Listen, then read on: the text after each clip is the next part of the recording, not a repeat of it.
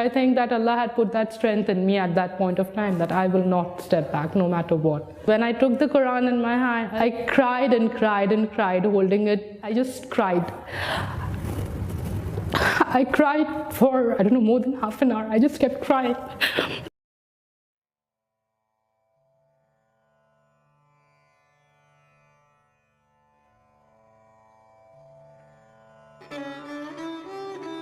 Viewers, welcome to this video. Today we are going to share the story of a young Indian woman from Hindu origins who happened to accept Islam. This is the story of Sister Maryam. Maryam comes from India, one of the most populated countries in the world. India has a population of over 1.2 billion people. The demographics of India show that approximately 80% of all Indians follow the Hindu religion. The remaining 20% of Indians belong to other religious minorities. Hinduism is claimed to date far back in history as perhaps one of the earliest religions of the world. Much of the population of India, although are designated as Hindu, have started to adopt a secular way of life. The customs, practices, and concepts presented by Hinduism are fast seeing a decline in the Indian population. This causes ambiguities and doubt in the minds of the progressive, modern, and educated youth. As a result, much of the population is curious.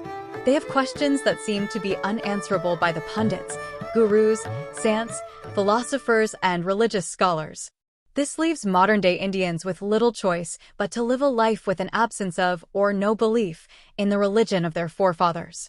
Hinduism and its current-day leadership have failed to answer the many questions relating to human existence, the concepts of good and bad, whether there is a purpose of this life, and the attainment of peace. Therefore, masses of this vibrant and logic-seeking population tend to explore other religions for answers. One religion that has successfully provided answers to the content of this community is the religion of Islam. This was also the case for Maryam. Let's go ahead and hear from Maryam about her reversion.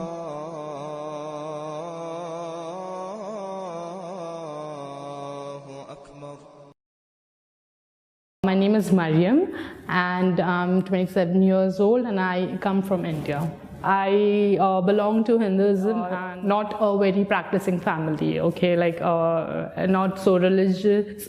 Religion was always a confusion and just for the sake of doing it, we used to do it. I mean, none of the family members are so practicing. But yes, they are very rigid in their belief, but they are not practicing. See, it was not that I knew about Islam or I knew about Muslims, because honestly speaking, the place from where I come from, although there were Muslims there, but whole 23 years there, I have never met any Muslims.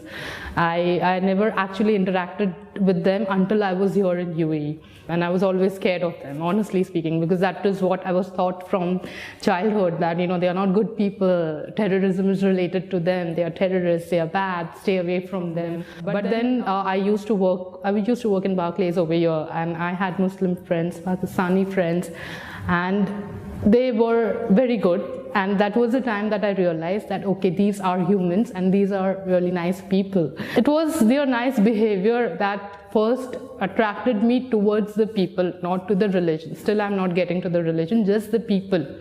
Not people related to a specific country, but people related to Islam. This was what actually attracted me, that how come they are so nice, they are so kind, you know, they are so helping. That was the first time I started, actually knowing about Islam. And there were, when you go to these Islamic centers, there are so many books lying there with the basic questions that you have in mind about Islam or God or the Creator.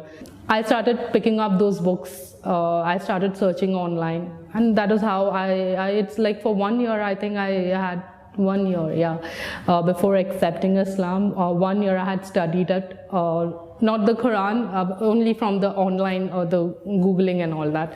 See, it has just made me more strong. As a person, it has just made me more strong. And as I said, I'm learning. I don't have that much knowledge, but I'm learning. There are times in your life when you will have to beg in front of your Creator. You will have to fall. He will make you fall so that you beg in front of Him. There will come a time like that where all your ego and all your strength and power and money will fail.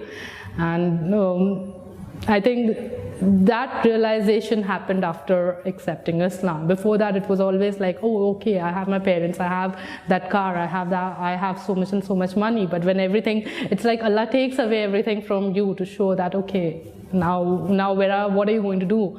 I have taken everything from you. I think that Allah had put that strength in me at that point of time, that I will not step back no matter what. When I took the Quran in my hand, I literally, even if now I see my hands shiver, it's like I cried and cried and cried holding it.